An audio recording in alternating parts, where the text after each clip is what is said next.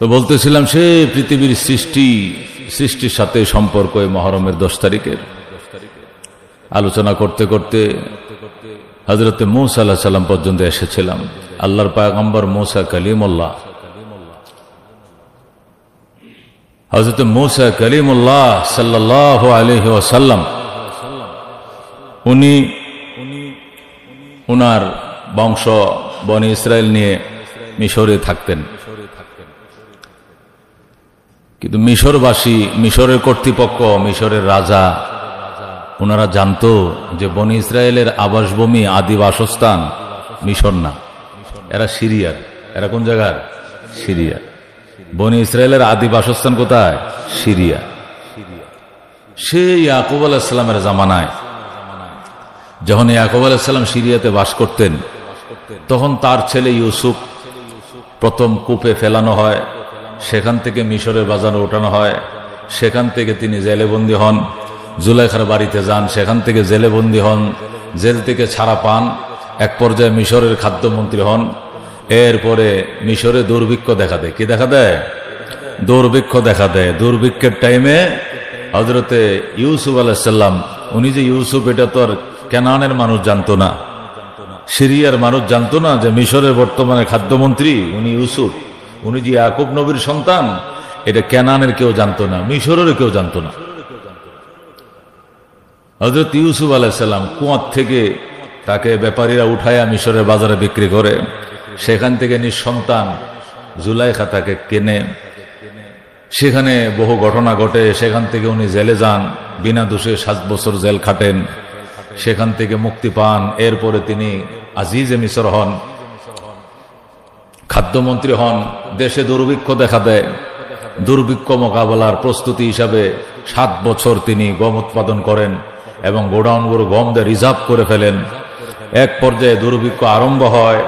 দুর্ভিক্ষ আরম্ভ হওয়ার পরে তিনি ঘোষণা করেন যে এই দুর্ভিক্ষ যদি শুধু মিশরে নয়, মিশরের আশপাশের রাষ্ট্র যদি ছড়িয়ে পড়ে, তাহলে রিলিফ নিতে আসলে আজিজে মিশর তাকেও খালি হাত ফেরত দিবে না। সুবহানাল্লাহ। তখন দেখা গেল কিছুদিন পর মিশরের দুর্ভিক্ষ সিরিয়া, লেবানন, জর্ডান, আশপাশে ফিলিস্তিন, কানান, এগুলোতেও দুর্ভিক্ষ ছড়িয়ে পড়ল। তখন হযরত ইয়াকুব আলাইহিস সালাম তার ছেলেদেরকে পাঠাইলেন মিশরে। কি জন্য? যে আজিজে মিশর নাকি শুনছি খুব ভালো, আমি ইয়াকুব নবীর কথা যায় তোমরা বলবা, তোমরা 10 ভাই যাও, যায় বলবা যে আমার আব্বাজান পাঠিয়েছেন আমাদেরকে, উনি আল্লাহর নবী, হযরত ইব্রাহিম আলাইহিস সালামের নাতি লাগেন উনি, ইব্রাহিমের ছেলে ইসহাকের ছেলে ইয়াকুব, আমরা ইয়াকুবের আওলাদ, আমাদেরকে আব্বাজান পাঠাইছেন, আব্বাজান বয়োজ্যেষ্ঠ, চোখে দেখেন না, উনি মুরব্বী, উনি আমাদেরকে পাঠাইছেন রিলিফ দেওয়ার জন্য, দেখবে তোদেরকে বেশি করে রিলিফ দেবে। হযরত ইউসুফ আলাইহিস সালাম, ইউসুফ আলাইহিস সালাম এটা তো তিনি প্রকাশ করেন নাই, উনি আজিজে মিশর, মিশরের খাদ্যমন্ত্রী। তিনি আওলাদ ইয়াকুবকে থাকতে দিলেন, আপ্যায়ন করলেন, বললেন তোমরা অনেক দূর থেকে আসছো, মিশরের মানুষ রিলিফ নিতে আসলে যখন আসে তখনই দিয়ে দিই, তোমরা তো সেই লোহিত সাগর পার হয়ে ওপার থেকে এসছো, তোমাদেরকে তো 3 দিন মেহমানদারি করতে হবে, এটা সুন্নাত, তুমি এখানে থাকো, তোমরা থাকো। ওদেরকে রাখলেন, রেখে পরে রাত্রিবেলা গল্প নিয়ে বসলেন, তোমরা ইয়াকুব নবীর সন্তান, তোমরা কয় ভাই? আমরা তো ছিলাম 12 ভাই। পরে আমরা 12 ভাই ছিলাম। ও আমরা এক মায়ের ঘরে 10 ভাই, যে 10 ভাই এখানে আসছি। আর এক মায়ের ঘরে 2 ভাই ছিলাম, একজনের নাম হলো ইউসুফ ছিল, আরেকজনের নাম হলো বেনিয়ামিন।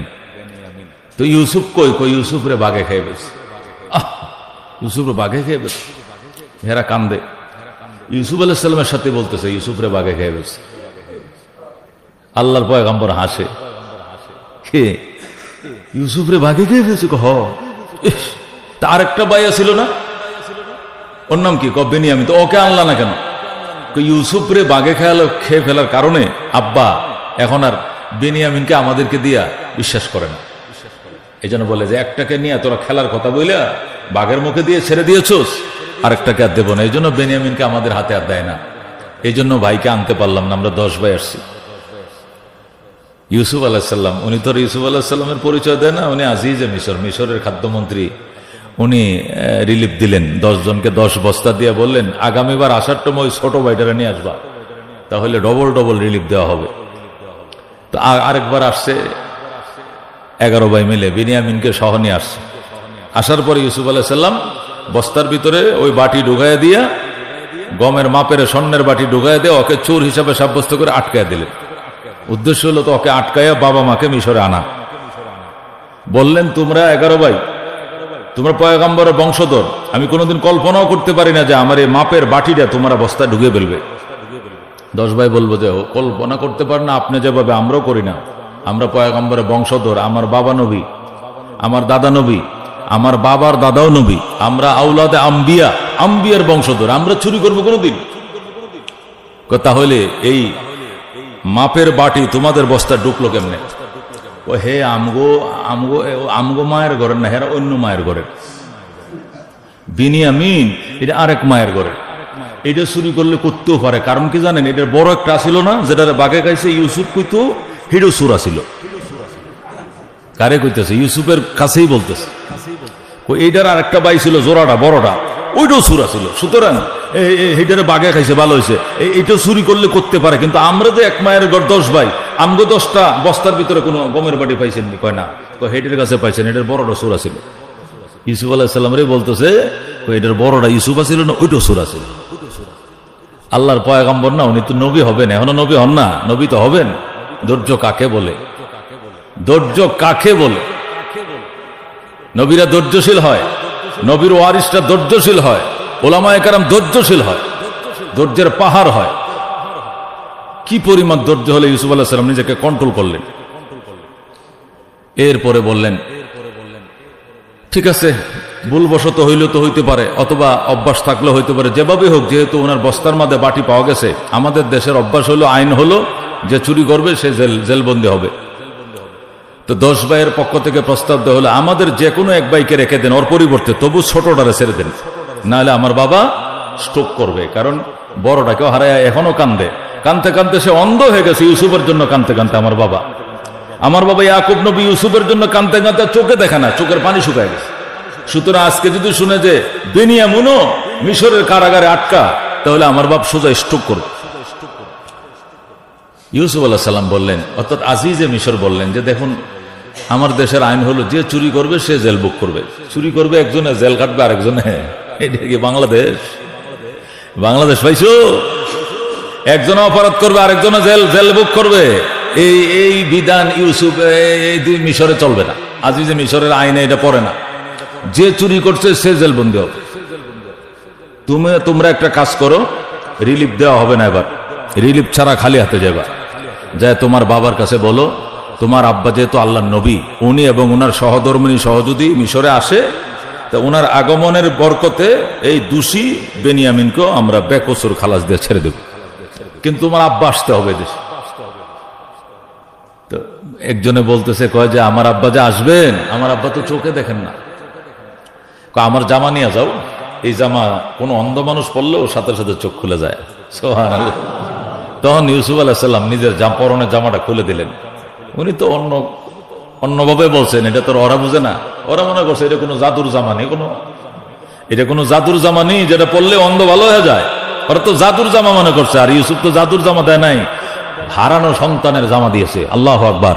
যে সন্তান 30 বছর পর্যন্ত নিখোঁজ, সেই সন্তানের জামা অরিজিনাল বাপের চোখে যখন পৌঁছাবে, আর বাপ তো আল্লাহর নবী এবং পয়গম্বরের বংশধর, জামাটা পাওয়া মাত্র বুঝে ফেলবে এটা আমার ইউসুফের জামা। এই আনন্দে তার চোখ খুলে যাবে। আল্লাহু আকবার।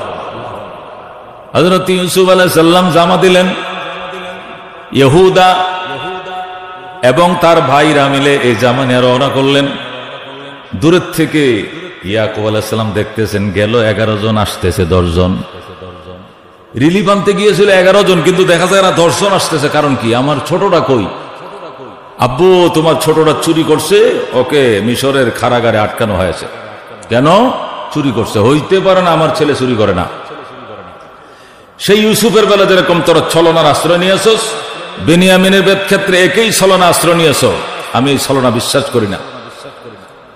আব্বু তুমি গেলেই ছেড়ে দিবে, তুমি চলো। আমি কেমনে যাব বলসনি? আমি চোখে দেখি না? এই যে জাদুর জামা দিয়ে দিছে, এই জামা পরলেই নাকি তুমি চোখে দেখবা। ইয়াকুব নবী বললেন দাও জামা। তখন ব্যাগ থেকে জামা বের করে দিল, জামাটা নাকের কিনারে নিয়েই বলতেছে এটা আমার ইউসুফের জামা। আল্লাহু আকবার। এটা আর কারো জামা নয়, এটা আমার ইউসুফের জামা। আমার ইউসুফের জামা তোরা কই পাইলি? ওরা বলে বাবা সেই পাগলামির কথা এখনো আপনার মনে আছে? কবে মারা গেছে ইউসুফ? কবে ইউসুফ মারা গেছে, বাঘে খাইছে, সেই ইউসুফের জামা আমরা কোথায় পাবো? কয় না তোরা যাই বলিস না কেন, এই তাজা তরতাজা গায়ে থেকে খুলে দিয়েছে জামা, এটা আমার ইউসুফের পরনের জামা। আল্লাহু আকবার। জামাটা শুধু চোখে লাগানোর সাথে পরার সাথে সাথে চোখ খুলে যায়। আল্লাহু আকবার। জামাটা পরার সাথে চোখ খুলে যায়। এই যে ইয়াকুব আলাইহিস সালাম তার সস্ত্রী মিশরে আসলেন, আসার পরে ইউসুফ আলাইহিস সালাম তাকে রাজকীয় সংবর্ধনা দিলেন।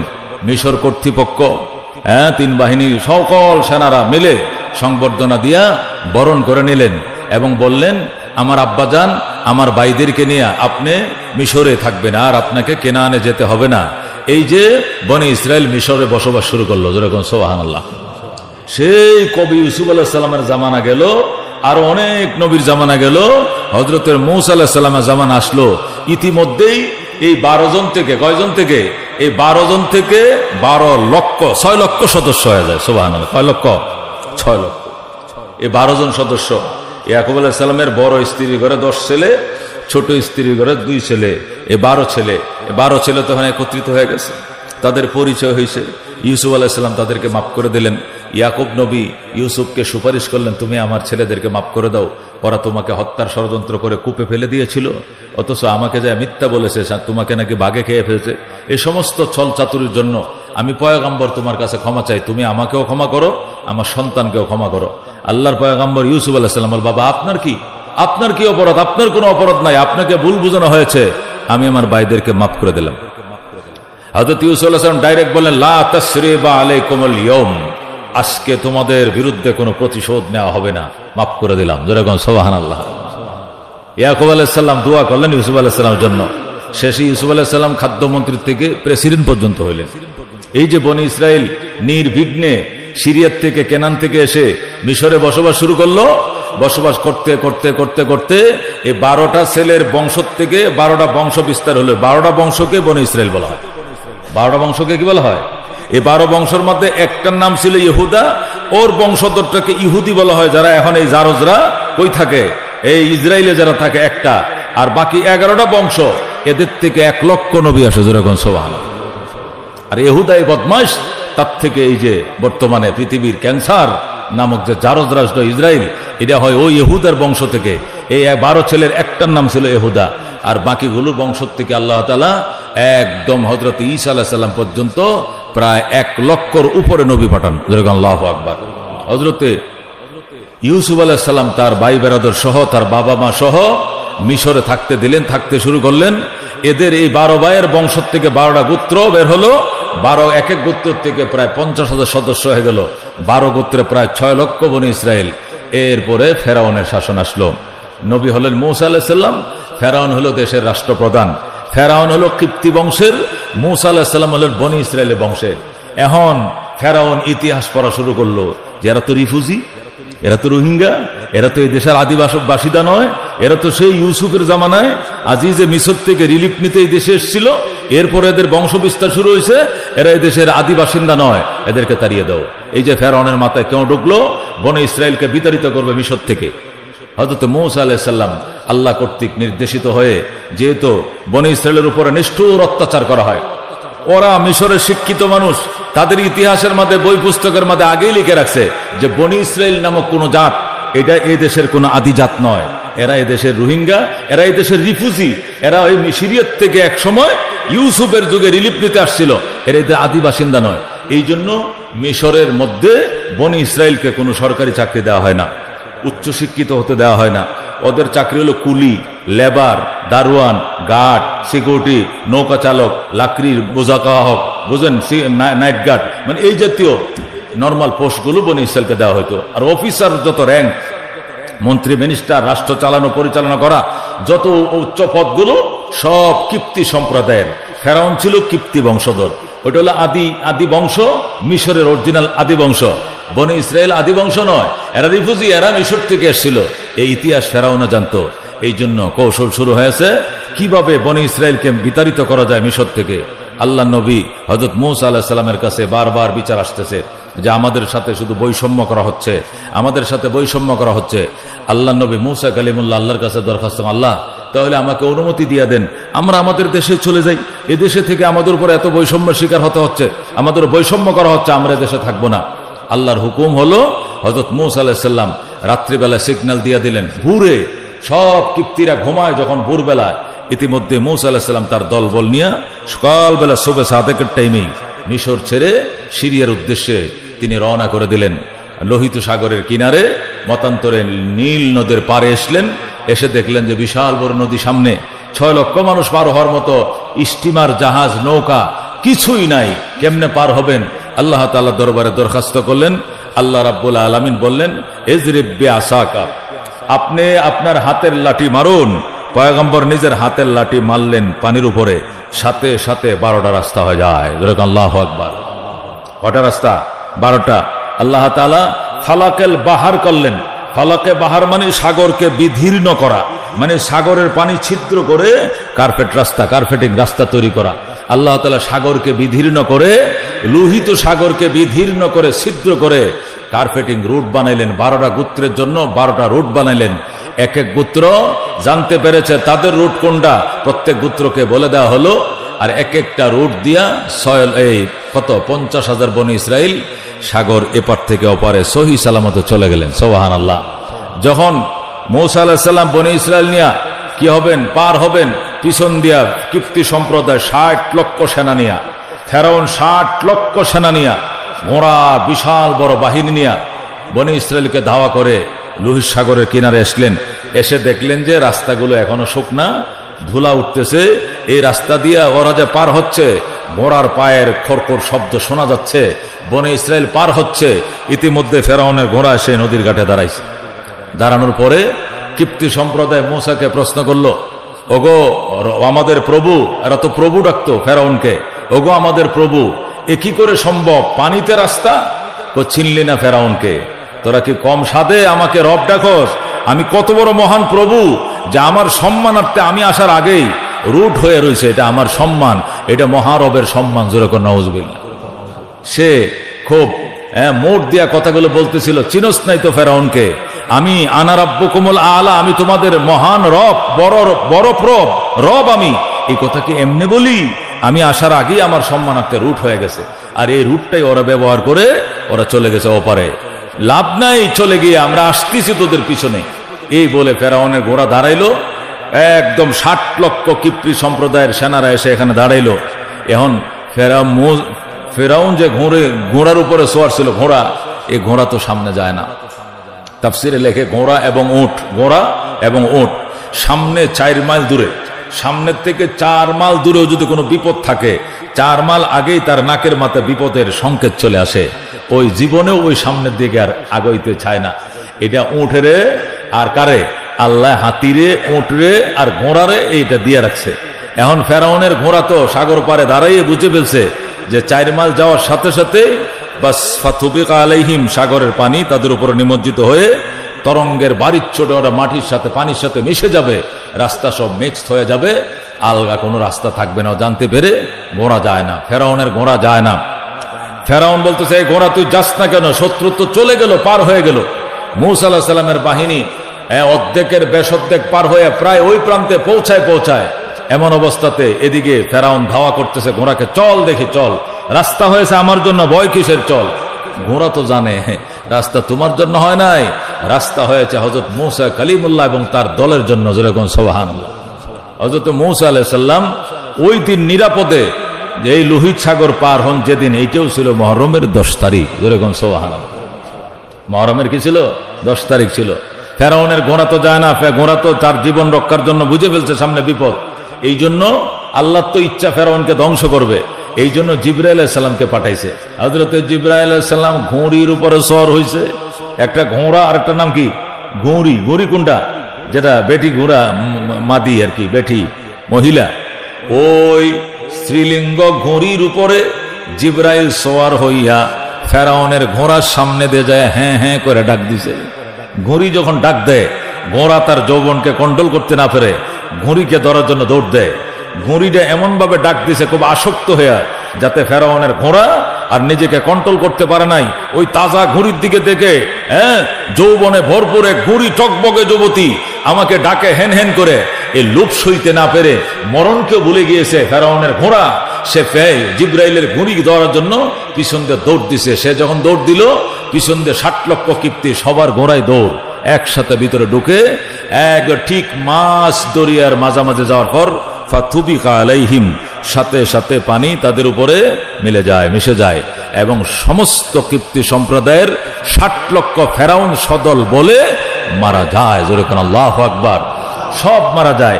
ওই দিন নিরাপদে 12টা রাস্তা তৈরি করে বনি ইসরায়েলকে আল্লাহ যেদিন পার করেছিলেন, ওই দিনটাও ছিল মহরমের 10 তারিখ। জোরে কোন সুবহানাল্লাহ।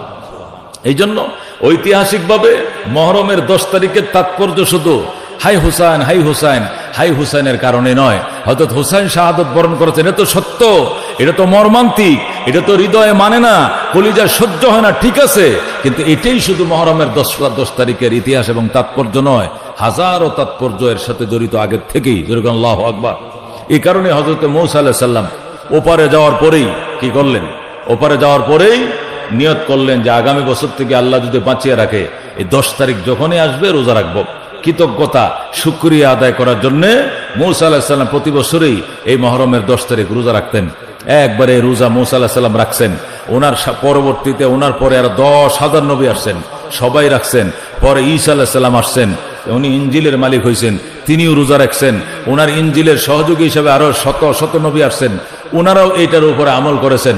করতে করতে আমাদের নবী আসছেন, আমাদের নবীও মহরমের 10 তারিখে রোজা ফরজ হিসাবে রাখছেন। মক্কায় রাখেছেন, মদিনায় যাওয়ার পরেও প্রথম বছর রাখছেন, দ্বিতীয় বছর রাখছেন, তৃতীয় বছরে হিজরতের 18 মাস পরে যখন কুতিবা আলাইকুমুস সিয়াম কামা কুতিবা আলাল্লাযীনা মিন ক্বাবলিকুম, তোমাদের উপরে রোজা ফরজ করা হলো যেমনি ভাবে পূর্বের উম্মতের ফরজ করা হয়েছিল। এই আয়াত নাযিল হওয়ার পরে আল্লাহর হাবিব বলেন, ফালাম্মা নাযালা রমাজান ফামান শাআ ফালিয়াসুম ওয়া মান শাআ ফালিয়াফতির। আল্লাহর হাবিব যেদিন থেকে রমজানের রোজা ফরজ করা হয়, সেদিন থেকে তিনি নির্দেশ দিলেন, ফামান শাআ ফালিয়াসুম ওয়া মান শাআ ফালিয়াফতির। এখন থেকে যাদের খুশি রোজা রাখতে পারো, মহরমের 10 তারিখ রোজা রাখতেও পারো, যার মন চায় রোজা নাও রাখতেও পারো, কিন্তু যদি রাখো একটা রোজা, তোমার বিগত 1 বছরের গুনাহ মাফ করে দিবে। ফালাম্মা নাযালা রমাজান, রমজানের রোজা যখন ফরজ হলো, আল্লাহর হাবিব নির্দেশ দিলেন, এখন থেকে মহরমের 10 তারিখের রোজা এখন আর ফরজ না, এখন সুন্নাহ, এখন নফল। সুতরাং যাদের মন চায় সামর্থ্য আছে সওয়াবের আশায় রাখতে পারো, যাদের স্বাস্থ্য কোলাবে না, এটা ফরজ রোজার মতো জরুরি না। তবে মনে রাখবে, সিয়াম আশুরা, এই 10 তারিখের রোজা আহতাসিবু আলাল্লাহি আন ইউকাফিরা সানাতাল্লাতী ক্বাবলা, মহরমের 10 তারিখের এই রোজা আমি রাসূল আল্লাহর কাছে আশাবাদী আমার উম্মতের গেল 1 বছরের গুনাহ মাফ করে দিবেন। যেরকম সুবহানাল্লাহ। এই জন্য আমরা গত আমি রবি সোম রেখেছিলাম, অনেকেই শনি রবিও রেখেছেন, যে যেভাবে রাখেন। রোজা তো একটাই, শুধু রবিবার একটা, কিন্তু সাথে সোমবার অথবা শনিবার মিলিয়ে রাখতে হয়েছে। এ কারণেই ইহুদিরা শুধু 10 তারিখ রোজা রাখে। আল্লাহর হাবিব বলেছেন, সোম আশুরা, 10 তারিখে রোজা রাখবে, তবে ও খালিফু ফীহুল ইহুদা, ইহুদিদের বিরুদ্ধাচরণ করবে। ফাসুমু ক্বাবলাহু ইয়াওমান আও বাদাহু ইয়াওমা, একদিন আগে মিলিয়ে নিবে অথবা একদিন পরে মিলিয়ে নিবে। 10 তারিখের সাথে 9 তারিখ মিলবে অথবা 11 তারিখ মিলবে, শুধু 10 তারিখ নয়, তাহলে ইহুদিদের সাথে মিলে যাবে। ইহুদিদের সাথে যেন সাদৃশ্য না হয়, এই জন্য আগে পরে একদিন মিলাইয়া একটার পরিবর্তে 2টা রোজা রাখতে বলা হয়েছে। ফলে গেল 1 বছরের গুনাহ আল্লাহ খুশি হয়ে মাফ করে দিবেন। যেরকম সুবহানাল্লাহ। হাজিরিন, আল্লাহ রাব্বুল আলামিন হযরত মূসা আলাইহিস সালামকে 6 লক্ষ বনি ইসরাইল সহকারে যেদিন লোহিত সাগর পার হওয়ার ব্যবস্থা করে দিয়েছিলেন, সাগরকে বিদীর্ণ করেছিলেন, ওই দিনটাও ছিল মহরমের 10 তারিখ। সুবহানাল্লাহ। এই জন্য মহরমের 10 তারিখের ফজিলতের কোনো শেষ নাই। সর্বশেষ হযরত ঈসা আলাইহিস সালামকে ইহুদিরা হত্যার ষড়যন্ত্রে উন্মাদ হয়ে গেল, পয়গম্বরের বাসভবন ঘেরাও করা হলো, নবীজি হযরত ঈসা আলাইহিস সালামের বাসভবন ঘেরাও করা হলো। হযরত ঈসাকে তারা হত্যা করবে।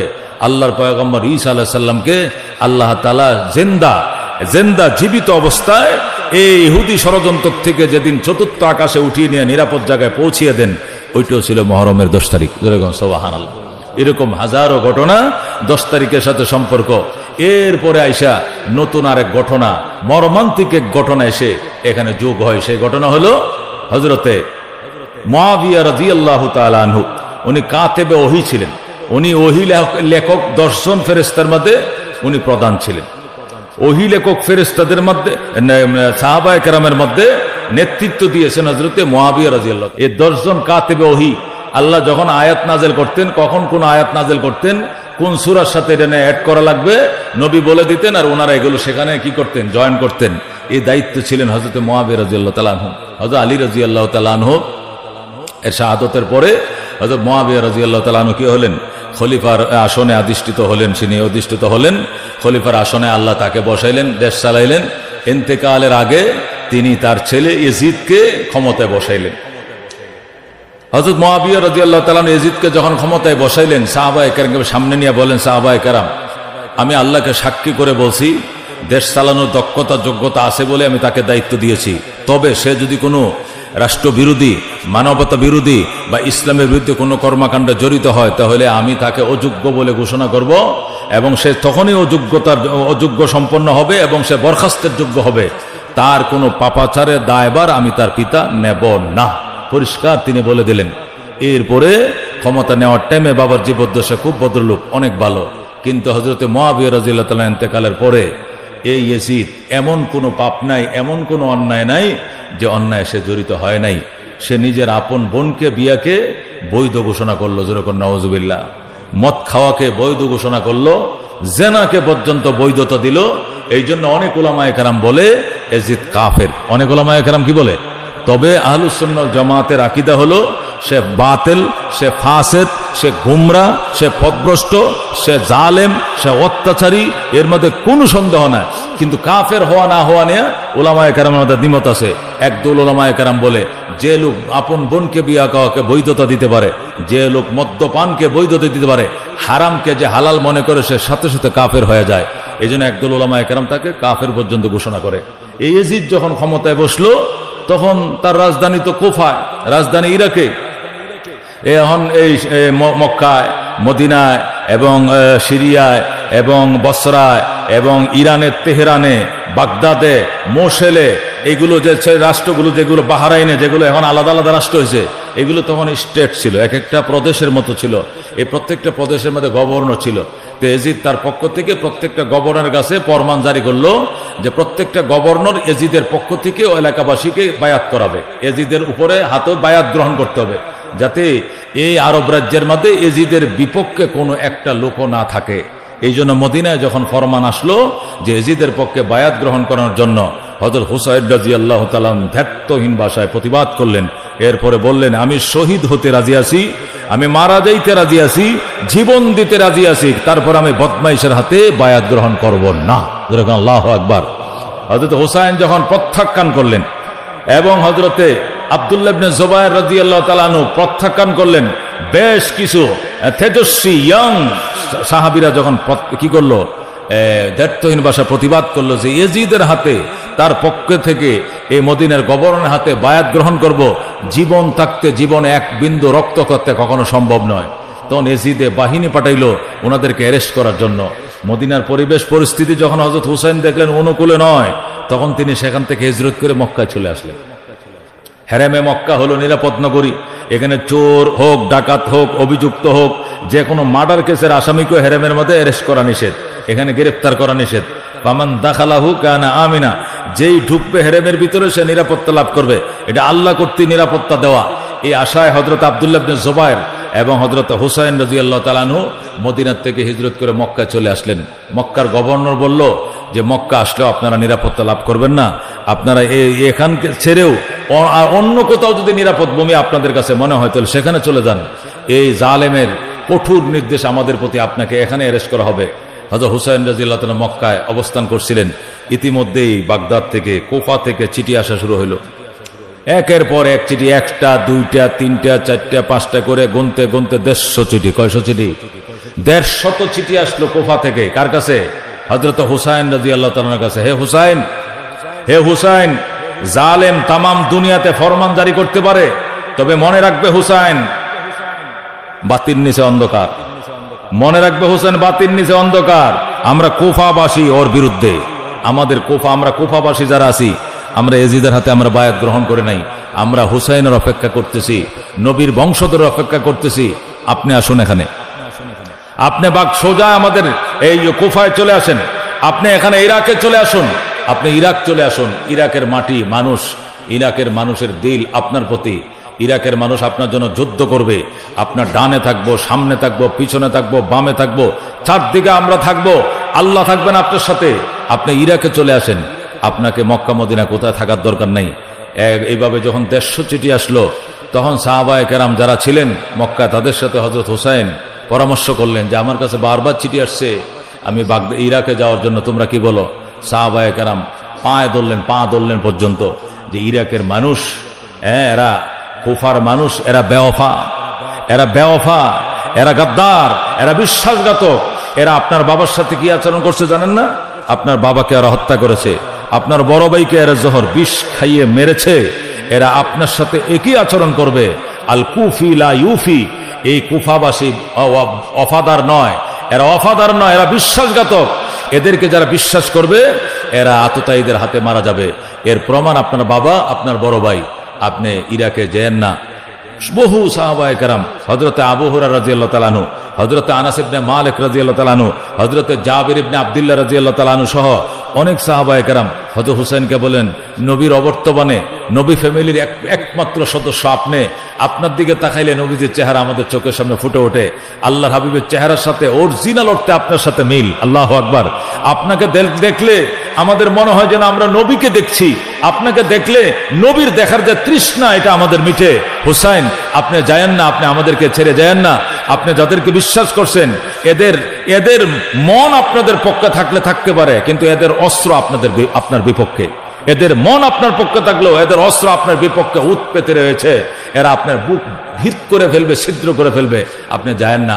হযরত হুসাইন রাদিয়াল্লাহু তাআলা আনহু, আচ্ছা ঠিক আছে, তাহলে এদের চিঠি, এদের মন এবং তন অস্ত্র আমার পক্ষে কিনা পরীক্ষা করা হোক, আমি পরীক্ষা করি। যতই পরীক্ষা করেন, পরীক্ষা হয়তো আপনি পাস করতে পারেন, পজিটিভ আসতে পারে আপনার পক্ষে, কিন্তু ওখানে যাওয়ার পরে পরিস্থিতি আপনার নেগেটিভ হয়ে যাবে। হযরত হুসাইন বললেন, দেখি না। এরপরে তার চাচতো ভাই হযরত হুসাইন রাদিয়াল্লাহু তাআলা আনহু চাচতো ভাইকে, আল্লাহু আকবার, পাঠাইলেন। চাচতো ভাই এবং চাচতো ভাইয়ের 2 ছেলে সহ, আল্লাহু আকবার, ওই ইরাকে পাঠাইলেন। ওনারা গেল। ওনারা যাওয়ার পরে বলল, আমি মুসলিম ইবনে আকিল, আমি হযরত হুসাইন রাদিয়াল্লাহু তাআলা আনহুর আপন চাচতো ভাই, আমার নাম মুসলিম ইবনে আকিল, আমি আকিলের ছেলে মুসলিম, আমি এসছি, আমি হুসাইনের আপন চাচতো ভাই, আমার 2টি ছেলে এসছে। হুসাইন আমাকে পাঠাইছে, আপনারা যদি হুসাইনকে মহব্বত করেন, ভালোবাসেন, তাহলে আমার হাতে হুসাইনের পক্ষে আপনারা বায়াত গ্রহণ করেন। সাথে সাথে প্রায় 40,000 লোক, কয় হাজার লোক? 40,000, মতান্তরে 18,000 লোক ও হযরত হুসাইনের জন্য, হুসাইনের পক্ষে মুসলিম ইবনে আকিলের হাতে বায়াত গ্রহণ করলো। এত খুশি তারা, হযরত মুসলিম ইবনে আকিল এত খুশি। প্রথমেই যখন দেখলে এত 18,000 লোক, মতান্তরে 40,000 লোক, উনি খুশি হয়ে সাথে সাথেই দুধ দিয়ে চিঠি পাঠায় দিচ্ছে। চিঠি পাঠায় বলছে, হুসাইন, চিঠি পাওয়া মাত্রই আপনি দেরি না করে এখানে চলে আসবেন। এখানের অবস্থা খুব পজিটিভ, আপনার জন্য উদ্গ্রীব মানুষ আপনার জন্য তাকিয়ে রয়েছে। আপনি আসলে লাখো লাখো মানুষ আপনার হাতে বায়াত গ্রহণ করবে। এই চিঠি পাঠাইছে জোহরের টাইমে। আসরের টাইমে দেখে পিছনে লোক মাত্র 500। কয়শো? 40,000 থেকে 500, কত? 39,500 নাই, মাত্র 500। মাগরিবের টাইমে দেখে যে মুসলিম না আকিলের পিছনে তার 2টা ছেলে ছাড়া আর কেউ নেই, সব তার বিপক্ষে চলে গেছে। মুসলিম না আকিল বায়াত যাদেরকে করাইছিল, এদেরকে অ্যারেস্ট করে, এদের মেন নেতা যারা আছে, এদেরকে এজিদের পক্ষ থেকে উবাইদুল্লাহ ইবনে জিয়াদ ওই দেশের গভর্নর ছিল। হযরতে নোমান ইবনে বশীর রাদিয়াল্লাহু তাআলা আনহু, রাসূলের সাহাবী হযরত নোমান ইবনে বশীর রাদিয়াল্লাহু তাআলা আনহু, যার বর্ণনা বুখারীর মধ্যে এসেছে। হযরত নোমান ইবনে বশীর তিনি কুফার গভর্নর ছিলেন। কিন্তু হযরত নোমান ইবনে বশীর মুসলিম না আকিলরে বললেন, মুসলিম রে, সুলাইমান হযরতে হুসাইন রাদিয়াল্লাহু তাআলার পক্ষে দেশে তো আসছিস এবং মানুষের উপস্থিতি দেখে খুব উচ্ছ্বাস প্রকাশ করছিস, এরা পোল্টি লইতে যে 2 মিনিট লাগে না, এদিকে তোরা জানোস না? হে মুসলিম, দেখিস কিছুদিন থাক, এরপরে এদের চরিত্রটা পরীক্ষা কর। আমি তো দীর্ঘদিন ধরে দেশের গভর্নর, আমি তো আল্লাহর হাবিবের সহবতপ্রাপ্ত সাহাবী, আমি জানি এই মানুষের চরিত্র কি। কিছুদিন অপেক্ষা করার পর সংবাদ মক্কায় পাঠাইছে, আগে পাঠাইস না। কিন্তু মুসলিম দেরি করে নাই, সে সাথে সাথে চিঠি পাঠাই দিয়েছে হুসাইনকে চলে আসার জন্য। হযরত হুসাইন তো চিঠি পায় খুশি, কিরে মক্কার সাহাবীরা, কিরে রাসূলের সাহাবীরা, তুরনা বলছো যে আমি গেলে ওদের অস্ত্র আমার বিরুদ্ধে তাক লেগে রয়েছে, অথচ দেখ আমার আপন চাচতো ভাই, সে কি মিথ্যে বলবে? আমার ফ্যামিলির সদস্য, সে বলছে অলরেডি 18,000 লোক নাকি তার হাতে বায়াত গ্রহণ করে ফেলেছে, মতান্তরে 40,000, এবং সে নিজে লেখছে আমি যাওয়ার জন্য উদ্গ্রীব রাস্তাঘাটের লোক আমার জন্য দাঁড়িয়ে রয়েছে, হায় হুসাইন বলে বলে আমি যাওয়ার অপেক্ষায় তারা প্রহর গুনছে, আমি যাব। আল্লাহু আকবার। তারপরে সাহাবায়ে কেরাম বলছে আমরা বিশ্বাস করতে পারছি না, হইতে পারে বর্তমান পরিস্থিতি, কিন্তু পরিস্থিতি পাল্টে যাইতে 1 মিনিট লাগে না। এটা ইরাকের পরিস্থিতি, এটা আপনার বাবার শাহাদত সাক্ষী, আপনার ভাইয়ের শাহাদত সাক্ষী। তারপরে হযরত হুসাইন চলে আসলেন। আল্লাহু আকবার। এদিক দিয়ে নোমান ইবনে বশির বললেন, মুসলিম তুমি চিঠিটা পাঠায় দিলা, আইসে পৌঁছার সাথে সাথে চিঠিটা পাঠায় দিলা, এর জন্য যদি নবী পরিবার ক্ষতিগ্রস্ত হয়, তুমি মুসলিমকে হাসরের ময়দানে আল্লাহর কাঠগড়ায় জবাব দিতে হবে। তুমি হুসাইনকে যদি সংকটের মুখে ফেলো, তুমি 2-4 দিন অবজার্ভ করে এরপরে তুমি চিঠির উত্তর পাঠাইতা, অবজার্ভ না করে চিঠি পাঠিয়ে দিলা। এই সংবাদ কেমনে যেন হযরত নোমান ইবনে বশির, রাসূলের সাহাবী, হযরত হুসাইনের চাচতো ভাই, মুসলিম না আকিলকে যে এই কথাটা, শান্তর কথাটা বলেছিলেন, এই কথাটা কেমনে এজিদের কাছে পৌঁছে গেছে। সাথে সাথে এজিদ নোমান ইবনে বশিরকে কুফার গভর্নর থেকে তাকে বরখাস্ত করেছে। বরখাস্ত করে ওই আরেক দেশ থেকে, মিশর থেকে, আরেক দেশ থেকে গভর্নর আনছে উবাইদুল্লাহ ইবনে জিয়াদ। উবাইদুল্লাহ ইবনে জিয়াদকে সিরিয়াত থেকে নিয়ে ওখানে গভর্নর বানাইছে যে এই নোমান ইবনে বশির রাসূলের সাহাবী, এরা রাসূলের প্রতি প্রেম ভালোবাসা রবির নাতিদের প্রতি বেশি থাকবে, ওগরে দিয়ে কাম হবে না। উবাইদুল্লাহ ইবনে জিয়াদ সে ছিল লৌহ মানব, অনেক কি শক্ত পরায়ণওয়ালা ছিল। উবাইদুল্লাহ ইবনে জিয়াদকে বর্তমানে কুফার গভর্নর করা হলো এবং তার নেতৃত্বে বলা হলো হুসাইনকে ব্যারিকেড দেওয়ার জন্য। হযরত হুসাইন রাদিয়াল্লাহু তাআলা আস্তে আস্তে আস্তে আস্তে রাস্তায় আসে, আর কুফার থেকে মানুষ মক্কায় যাইতে দেখে। কুফার থেকে যারা মক্কায় যায় উমরা করার জন্য, বিভিন্ন আল্লাহর ঘর জিয়ারতের জন্য, এদের সাথে দেখা হলেই হুসাইন বলে কোত্থেকে আসছো? কয় বাগদাদ থেকে আসছি। কোত্থেকে আসছো? ইরাক থেকে আসছি। কোত্থেকে? কুফার থেকে। কি অবস্থা সেখানে? ওই দেশের মানুষের মন তো আপনার পক্ষেই, কিন্তু অস্ত্র আপনার বিপক্ষে। অর্থাৎ আপনাকে গেলে মন দিয়ে ভালোবাসলেও এজিদের প্রভাব আধিপত্যের কারণে আপনার পক্ষ মানুষ নেবে না, না নিয়ে শেষ পর্যন্ত আপনাকে তারা হত্যা করবে। যদি দিলে ভালোবাসা আছে আপনার প্রতি, কিন্তু অস্ত্র চলবে আপনার বিপক্ষে, আপনার সেখানে যাওয়াটা নিরাপদ নয়। হযরত হুসাইন সর বেটা, এইগুলো বলে বলে হযরত হুসাইন কাহারও কথা শোনে না। এর সামনে আরো কিছু দূর আসার পরে যখন একই অবস্থা শুনতে শুরু করলেন, তখন হযরত হুসাইন রাদিয়াল্লাহু তাআলা বললেন, তাহলে আমি আর কই যাব না, আমি আর ইরাকে যাব না। যখন দেখলো শেষ পরিস্থিতি খুব ভয়াবহ, তখন হযরত হুসাইন রাদিয়াল্লাহু সিদ্ধান্ত নিলেন যাবেন না। যখন হযরত হুসাইন রাদিয়াল্লাহু তাআলা সিদ্ধান্ত নিলেন যাবেন না, ইতিমধ্যে হযরতে হুসাইন রাদিয়াল্লাহু তাআলার কাছে সংবাদ পৌঁছেছে যে মুসলিম না আকিলের চিঠির মারফতে উনি যাইতে আশ্বস্ত হয়েছেন, সে মুসলিমকে অলরেডি হত্যা করা হয়ে গেছে। যেরকম নাউজুবিল্লাহ। রাস্তার মধ্যে যখন হযরত হুসাইন রাদিয়াল্লাহু তাআলা জানতে পারলেন যে তার আপন ভাই মুসলিম না আকিলকে হত্যা করা হয়েছে, তখন হযরত হুসাইন বললেন, তাহলে আর যাওয়া যায় না, আমি আর যাব না, আমি যাব না। যখন বলছে হযরত হুসাইন বলছে আমি আর কি, আমি আর ইরাকে যাব না, আমার প্রতিনিধি, আমার দূত, আমার বার্তা বাহককে যে হত্যা করলো, আমি এই দেশে কেমনে যাব? ওরা যতই চিঠি পাঠাক, যেহেতু আমার বার্তা বাহককে ওরা হত্যা করছে, আমার প্রতিনিধিকে, আমার আপন চাচতো ভাইকে, আমি যাব না। যখন হযরত মুসলিম না আকিলের হত্যার সংবাদ শুনে হযরত হুসাইন বললেন, আমি কি যাব না কারবালায়, আমি ইরাকে যাব না। তখন মুসলিম না আকিলের 2 ছেলে সহ মুসলিম হত্যা হয়েছে, শহীদ হয়েছে। মুসলিমের আরো 3 ছেলে ছিল হুসাইনের এই দলের ভিতরে, 82 জন। হযরত হুসাইন রাদিয়াল্লাহু তাআলার কাফেলার মধ্যে কয়জন লোক ছিল? 82 জন। এই 82 জনের ভিতরে মুসলিমের হযরত মুসলিমটা আকিল হলো হুসাইনের চাচতো ভাই। এই চাচতো ভাইয়ের 5টা ছেলে। কয়টা ছেলে? 5টা ছেলের মধ্যে 2টা ছেলে তো তার বাবার সাথে গেছে, ওখানে ওরা শহীদ করে দিছে। আর 3টা ছেলে ছিল না, এই 3 ছেলে এই কাফেলায় ছিল, হুসাইনের কাফেলা। ওনারা বলল, আমার বাবা আপনার পক্ষ থেকে সংবাদ নিয়ে গেছে, আপনার পক্ষে বায়াত গ্রহণ করাইতে গিয়া আমার বাবাও শহীদ, আমার 2টা ভাইও শহীদ। সুতরাং আমার বাবা যেখানে শহীদ হয়েছে, আমার ভাইরা যেখানে শহীদ হয়েছে, আমরা সেখানে যাব, আমরা শহীদ হব। আপনি এখন সিদ্ধান্ত পাল্টাইলে হবে না। আপনার কথায় আমার বাবা যায় যদি ইরাকে শহীদ হয়, আপনার কথায় যদি আমার 2টি ভাই ইরাকে শহীদ হয়, তাহলে আমরা 3টি ভাই তো আপনার লগে আছি, আমরা এই 82 জন সদস্যকে যাইতে বাধ্য করব, নতুবা এখানে আপনার বিরুদ্ধে যুদ্ধ হবে। হযরত হুসাইন রাদিয়াল্লাহু তাআলা তখন একটা দু গাছের চেপায় পড়লেন, কি করবেন? এখন বলতেছে আপনার ভাইকে মেরে ফেলেছে, আপনি এখানে যাওয়া নিরাপদ নয়। আবার হযরতে মুসলিম না আকিলের 2 ছেলে 3 ছেলে বলতেছে, আমার 2টি ভাই আমার বাবাকে যারা শহীদ করেছে, এই প্রতিশোধ না নিয়ে আমরা যাব না, আপনি পিছাইলে হবে না, সামনে আগান। এরপরে হযরত হুসাইন কি করবেন, নিরুপায় হয়ে আবার কারবালার দিকে রওনা করলেন।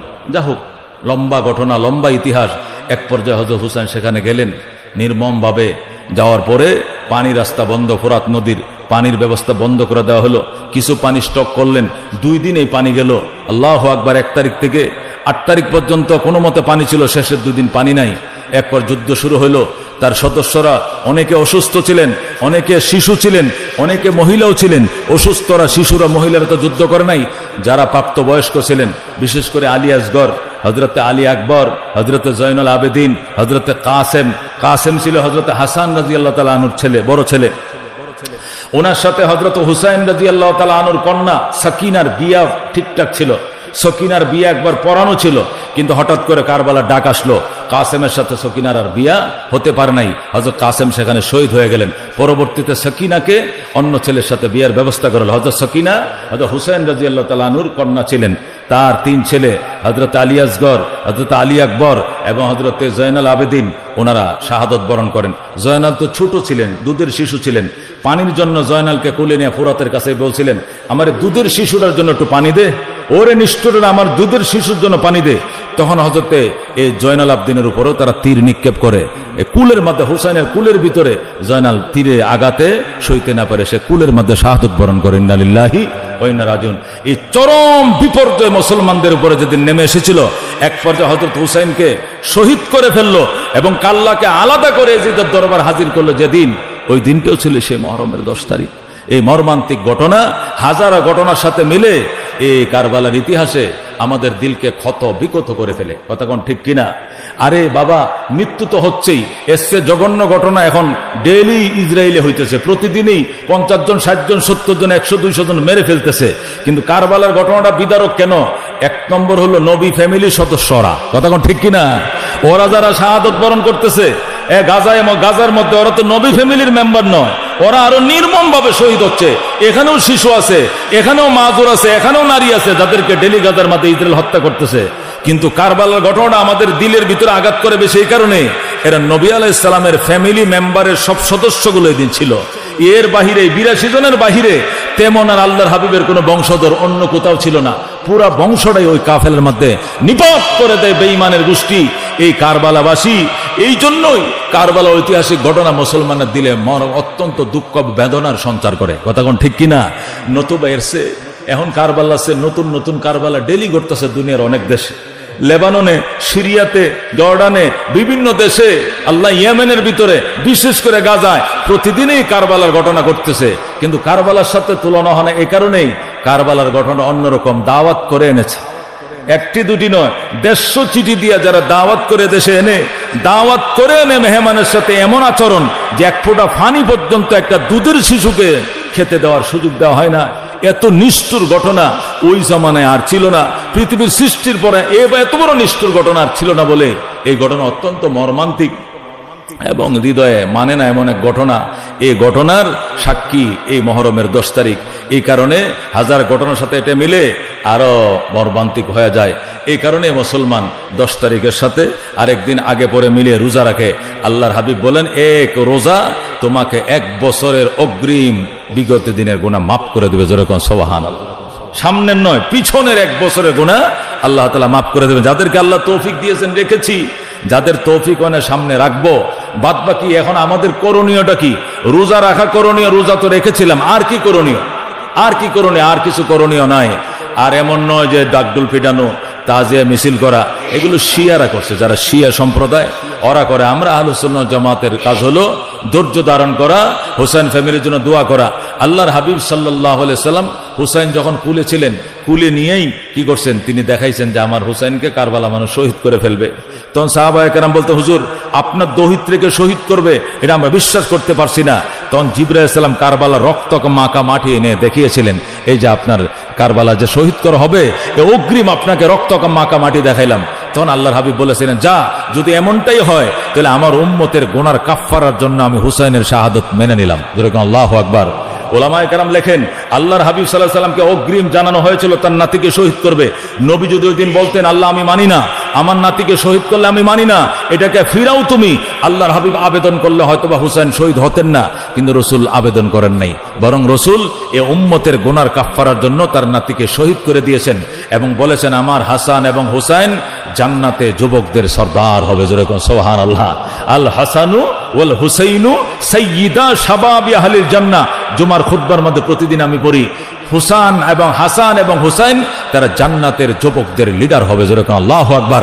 হাসান এবং হুসাইনের নানা সমস্ত জান্নাতবাসীদের লিডার হবে। হাসান এবং হুসাইনের আম্মা সমস্ত জান্নাতের রমণীদের লিডার হবে। যেরকম আল্লাহু আকবার।